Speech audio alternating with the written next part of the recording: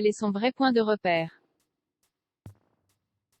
Dans une ambition intime il y a quelques années, Bruno Le Maire avait accepté de faire quelques rares confidences sur son couple et son amour pour Pauline Dussault de Basignan. Aujourd'hui, le ministre de l'Économie et des Finances travaille d'arrache-pied aux côtés de son épouse.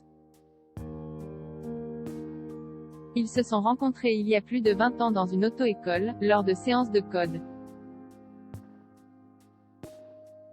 Elle répondait toujours un truc totalement délirant, racontait-il, encore amusé, à Karine Le Marchand.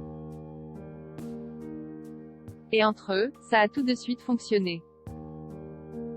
En août 1998, ils se sont mariés au château de Tranqueléon, à Feugerolles, dans le Lot-et-Garonne. Dès l'année suivante, Pauline Dussault de Basignan a donné naissance à leur premier enfant, Louis. En 2002, Adrien est venu agrandir la famille. Comme Mathias 6 ans plus tard et Barthélémy, en 2011.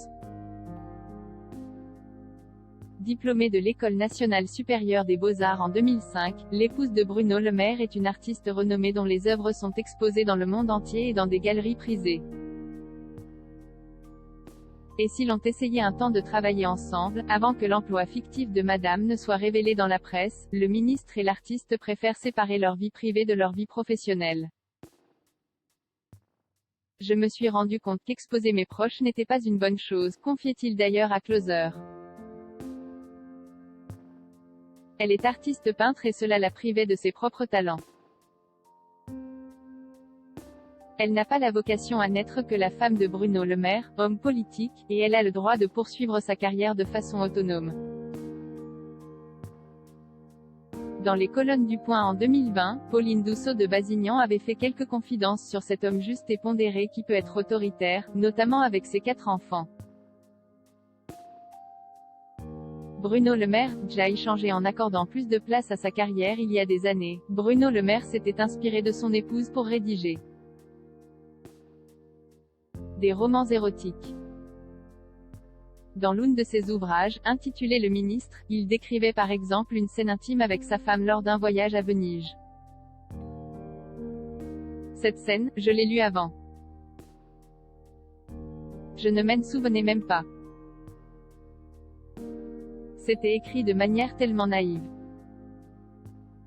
Ça me paraissait touchant. Je ne pensais pas que ça ferait une polémique, avouera plus tard son épouse dans les colonnes du Figaro, sans en vouloir à celui qu'elle surnomme Coquito. Et si le couple a traversé des crises, comme il l'avouait, Bruno Le Maire a tout fait pour calmer les choses.